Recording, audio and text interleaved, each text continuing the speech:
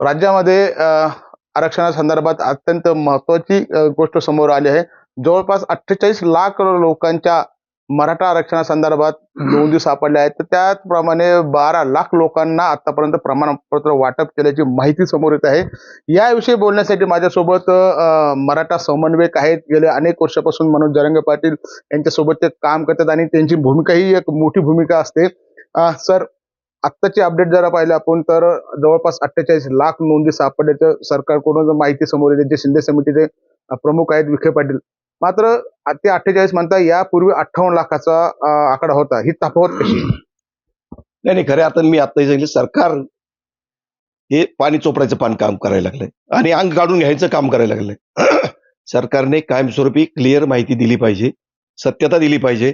सुरुवातीलाच आम्ही ज्यावेळी सांगितलं होतं तुम्हाला जी आकडेवारी द्यायची, की ज्या नोंदी निघाल्यात, नोंदीच्या मार्फत जे प्रमाणपत्र दिलेले आहेत ते प्रमाणपत्र किती असतील, मग ते 1 लाख असो, 2 लाख असो, 3 लाख असो किंवा 50 लाख असो. ज्यावेळेस आम्ही म्हणत होतो किंवा जरांगे पाटील तेच म्हणत होते, ज्यावेळेस सरकारला सांगितलं की ज्यावेळेस तुमच्या नोंदी निघतील, शिंदे समिती असो किंवा सरकारच्या मार्फत असो, आकडेवारी क्लिअर द्या.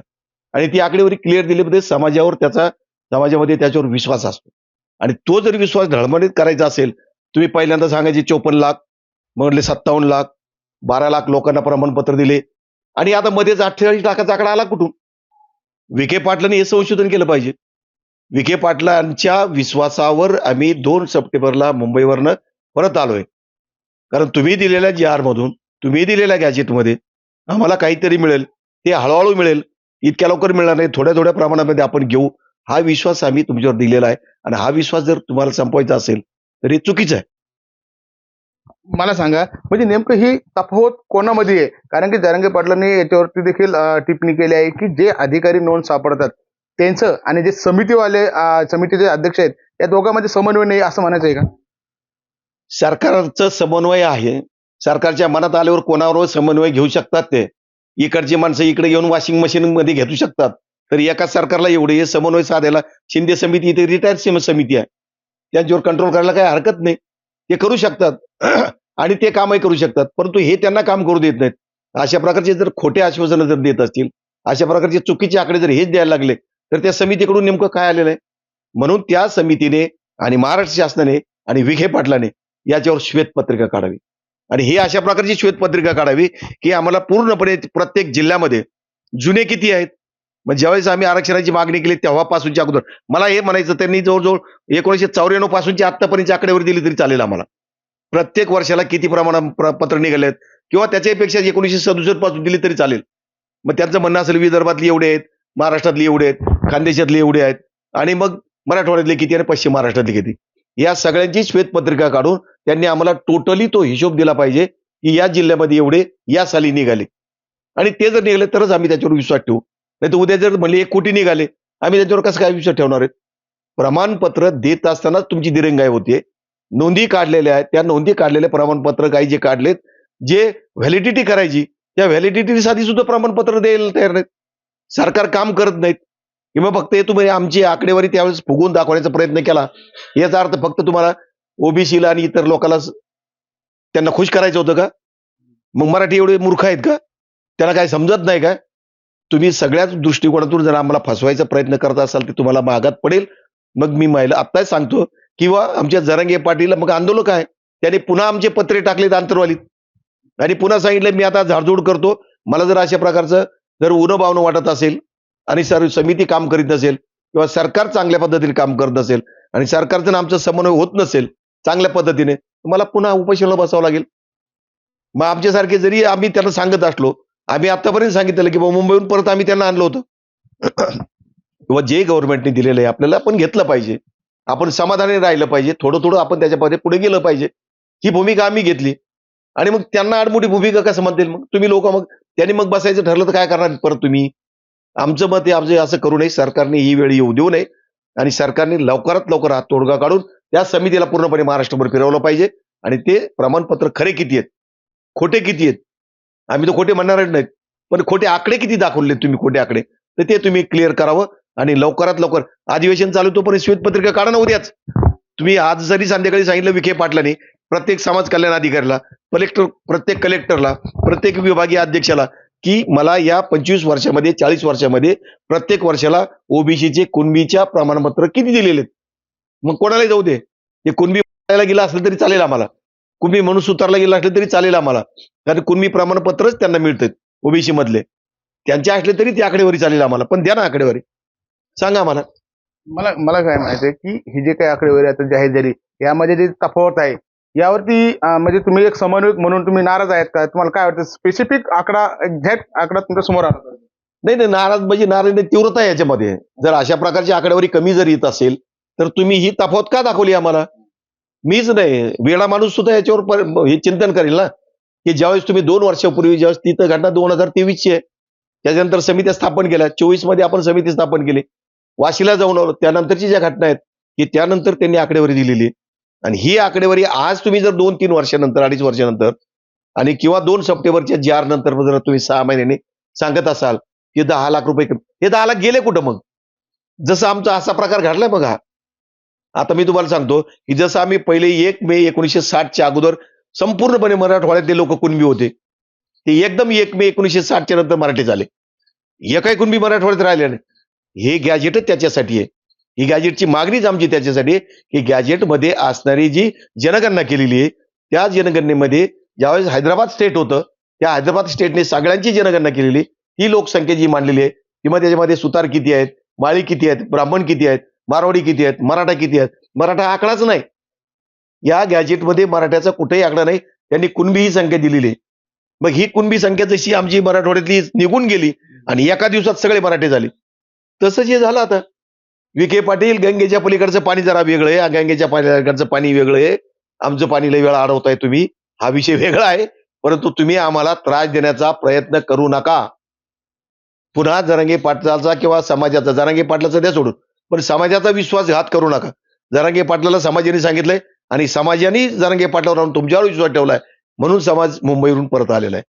यामध्ये ही तफावत आणू नका. ही तफावत का कशी आली आणि का बोललात तुम्ही याचं सकारण कागदोपत्री पुराव्यासहित आम्हाला उत्तर उद्याच्या उद्या 2 दिवसामध्ये पाहिजे. अन्यथा तुम्हाला मराठवाड्यात परत यायचं की नाही हे पण सांगा. दुसरीकडे असं देखील बोललं जाते की काही अधिकारी जिथं नोंद सापडते तिथे त्यांच्या नोंदी देण्यास टाळाटाळ करतात किंवा ज्यांना प्रमाणपत्र मिळालं पाहिजे अशांचे नोंदी सापडूनही प्रमाणपत्र देत नाही. हेच खोटं पाहिजे त्यांना, म्हणून आकडे खाली करायला सांगितलंय ना. जे लोक आता मागताय आमचे व्हॅलिडिटी करा किंवा आमचे नोंदी दिलेले आहेत, आमचे प्रमाणपत्र आम्हाला द्या, यांची लोकच काम करायला तयार नाहीत. म्हणजे यांचं महाराष्ट्र शासन फक्त त्याला कोणावर कंट्रोल आहे? फक्त हे ठेकेदार, कमिशन एजंट यांच्यावरच कंट्रोल आहे यांचा. समाजाचे कामं करायचे, एखाद्या समाजाला आपण दिलेलं वचन पाळायचं हे त्यांच्या हातात नाही असं मला वाटायला लागलंय. जर सरकारच्या हातात असतं तर हे प्रमाणपत्र का राहिले असते, व्हॅलिडिटी का राहिल्या असत्या? आम्हाला खोटं बोलायची काय गरज आहे? कशाला खोटं बोलता तुम्ही? जर व्हॅलिडिटी करायची असेल तर 3 महिन्यामध्ये व्हॅलिडिटी दिली पाहिजे, 2 महिने करायचं 2 महिन्यातच दिली पाहिजे. प्रमाणपत्र जर द्यायचं तर 1 महिन्यामध्ये प्रमाणपत्र जर नोंदी दिल्यानंतर त्याला मिळालं पाहिजे. गॅजेट प्रमाणे प्रमाणपत्र त्याला मिळालं पाहिजे. आम्ही तुमच्यावर विश्वास ठेवून आलोय ना विखे पाटील, अजूनही आमचा तुमच्यावर विश्वास आहे. जरांगे पाटलाचाही विश्वास आहे, आमचाही विश्वास आहे आणि आम्ही ज्या पद्धतीने जरांगे पाटलाला परत इथे आणलंय तो आमचा विश्वासघात तुम्ही करू नका, अन्याय करू नका आमच्यावर. जे आमचं दिलंय आम्हाला खरं दिलंय तेवढंच आम्हाला बोला, आम्हाला जास्त काही नकोय. जर तुमचं या सर्व गोष्टीवरती समाधान नाही झालं, जसं नोंदी आता वाढल्या होत्या आता कमी कमी होत गेल्या, तर असंच जर कमी कमी होत गेल्या आणि जे काही तुम्हाला न पटणारे जे आकडे त्यांनी दाखवले तर तुमची पुढची दिशा कशी असणार? मी तीच तर सांगितलं, पुढची दिशा तर आमची आता आमची अगोदर जरांगे पाटलांनी पत्रे उभा करून ठेवलेली अंतरवालीमध्ये, पर्याय नाही आम्हाला, त्या पत्र्यात जाऊन बसवाच लागणार आहे. आम्ही त्यांना सांगितलंय आपल्याला सरकारवर आपला विश्वास आहे, सरकार आपल्याला हळूहळू कोणी आपल्याला हे सगळे प्रमाणपत्र, नोंदी किंवा व्हॅलिडिटी करून देईल. पण आता सरकारच जर असं सांगायला लागले 57 लाखाची 46 लाख सांगायला लागले, 10-10 लाख नोंदी जर कुठे गेल्या, गायब झाल्या, ह्या कसं काय गायब होतील? याची आकडेवारी नाही काय? अहो सरकारने 1 रुपया जरी कुठे गेला ना तरी त्याचा हिशोब दिला पाहिजे. आज अर्थसंकल्पाचा दिवस आहे आपला, त्या अर्थसंकल्पामध्ये याचे गणिताचे ताळे मांडलेले आहेत. या सगळ्या गोष्टी आमच्या समाजाचे सुद्धा किती प्रमाणपत्र दिले, म्हणून मी सांगितलं ही श्वेतपत्रिका तुम्ही या 4 दिवसामध्ये काढा. 9 तारखेला पुन्हा या अधिवेशन चालू होणार आहे, तर 10 ते 12 तारखेच्या दरम्यान तुम्ही आम्हाला ही श्वेतपत्रिका काढून संपूर्णपणे महाराष्ट्रामध्ये आतापर्यंत जुने किंवा नवे कोणते प्रमाणपत्र कधी दिलेत, कोणकोणत्या पद्धतीने दिलेले, याची संपूर्णपणे श्वेतपत्रिका काढून आम्हाला त्याची आकडेवारी दिली पाहिजे. पण दुसरीकडे असं आहे की ज्याप्रमाणे तुम्ही हैदराबाद गॅजेटची मागणी केली त्यानुसार तुम्ही सातारा गॅजेटची देखील आणि कोल्हापूर गॅजेटची देखील मागणी केली होती. सातारा गॅजेटची मागणी केलेली आहे, कोल्हापूर गॅजेटची मागणी केलेली आहे. परंतु तुम्हाला एक सांगतो महत्वाचं, सातारा गॅजेट, कोल्हापूर गॅजेट आणि हैदराबाद गॅजेट यामध्ये फार फरक आहे. कारण तिकडे ब्रिटिश पार्लमेंट होतं, इंग्रजाचं सरकार होतं, आपल्याकडे मराठवाड्यामध्ये मुघल साम्राज्य होतं, म्हणजे निजामाचं साम्राज्य होतं. त्या निजाम राजवटीमध्ये असताना आपण कायमस्वरूपी निजाम राजवटीमध्ये राहिलेलो आहोत. त्यामुळे आपलं गॅजेट जे आहे तो त्यांचा कायदा आहे आणि म्हणून आपल्याकडे त्या नोंदी नाहीत.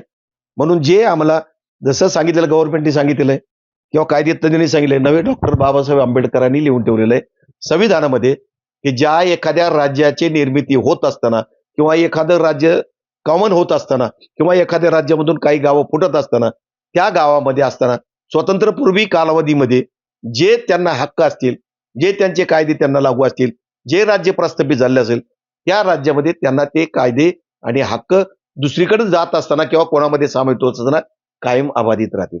संविधान लगत पूर्वीचे कायदे संपूर्णपणे जशाचे तसे त्या माणसाला लागू होतील. जसं आता मराठवाड्यामध्ये 1 मेच्या अगोदर हैदराबाद स्टेट कधी तयार झालं? आंध्र प्रदेश 1953 ला तयार झालं. आपण कधी आलो एकत्रित? 48 ला एकत्रित आलो. पण खऱ्या अर्थाने महाराष्ट्र कधी स्वतंत्र झाला? 1 मे 1960. म्हणजे 53 ते 1960 ला आपण कुठं होतो? मराठवाडा हैदराबादमध्ये होतो. म्हणजे 7 वर्ष आमची ते कायमस्वरूपीची ती सत्ता चालू होती. तेवढंच नाही तर 48 पासून म्हणलंय ते 5 वर्ष आणि 7 वर्ष म्हणजे 12 ते 13 वर्ष आपण कायमस्वरूपी हैदराबाद स्टेटमध्ये होतो. म्हणजे 13 वर्ष महाराष्ट्रात आम्ही असूनही आम्हाला हैदराबाद स्टेटचे कायदे लागू होते. मग 1 मे 1960 ला जेव्हा आम्ही इथं यांच्यामध्ये सामील झालो आणि महाराष्ट्राचा स्वतंत्र कायदा तयार झाला, संयुक्त महाराष्ट्र म्हणजे वेगळा झाला, गुजरात वेगळं झालं, मुंबई आणि आपण एकत्रित झालो. हा कायदा जेव्हा एकत्रित झाला त्या दिवशी आम्ही जर सगळे मराठे 1 मेच्या अगोदर 31 एप्रिल पर्यंत 30 एप्रिल पर्यंत आम्ही सगळे मराठे कुणबी होतो. 1 मेला सगळे मराठे कसे काय झाले? हे कुठे गेले हे पण दाखवा ना गव्हर्नमेंटने. मग हे गव्हर्नमेंटने दाखवलं पाहिजे, याच्यावर अभ्यास केला पाहिजे. या गोष्टी खोट्या गोष्टी करता कामा नये. म्हणून गॅजेट प्रमाणे जे दिले आम्हाला, गॅजेट आमचा हक्क आहे. म्हणून कोल्हापूर, सातारा आणि मराठवाड्यात गॅजेटमध्ये फार फरक आहे. कारण आम्ही ओबीसी मध्ये होतो आहोत, फक्त आम्हाला तो कायदा लागू करावा. आम्ही तर आरक्षणही मागत नाही. खरं जर म्हणलं तर मराठवाडा कधीही आरक्षण मागत नाही ओबीसीचं. आम्ही मूळ ओबीसीत आहोत. कारण 83 वर पहिल्यापासूनच कालेलकर आयोगापासून आम्ही 83 वर आहोत. हे आम्हाला द्या. म्हणून आम्ही गॅजेटची मागणी केली. नक्कीच आपण जर पाहिले हे होते भराट सर, जे की या समितीवरती देखील अनेक वर्षापासून काम करत आहेत. मनोज जरांगे पाटील याचे खांदे समर्थक म्हणून देखील ओळखले जातात. आपण जर पाहिलं तर जे काही आता आकडेवारी आली त्या आकडेवरून मात्र हे नाराज असल्याचे देखील बोलले जाते. समाजामध्ये देखील त्याच्या तीव्र प्रसाद वगैरे आपल्याला उमटताना पाहायला मिळते. कारण की सरकारने या पहिले 58 लाख नोंदी सांगितल्या होत्या, त्यानंतर मात्र 48 लाखावरती आलेले. मग हे बाकीचे 10 लाख कुठे गेले हा प्रश्न देखील त्यांनी उपस्थित केला आहे. पण खऱ्या अर्थाने त्यांनी जे काय ती ही खरी आकडेवारी सरकारने जनतेसमोर आणायला पाहिजे, ती जनतेसमोर मांडायला पाहिजे. आणि जो मराठा समाजाने विखे पाटलावर असेल किंवा सरकारवर असेल जो विश्वास दाखवलेला आहे त्याच विश्वासाने त्यांनी काम केलं पाहिजे अशी भावना देखील त्यांनी व्यक्त केलेली. अन्यथा पुन्हा एकदा मनोज जरांगे पाटील आपल्या उपोषणाला तयार आहेत. ते पत्र देखील ठोकलेले आहेत. आणि जर वेळीच सरकारने या गोष्टीकडे जर लक्ष दिलं नाही तर आमच्याकडे दुसरा पर्याय नाही आणि आम्ही उपोषणाला बसणार असा इशारा देखील जे काही मराठा समन्वयक आहेत त्यांनी व्यक्त केला आहे. संजय आहेर, एलएस न्यूज, छत्रपती संभाजीनगर.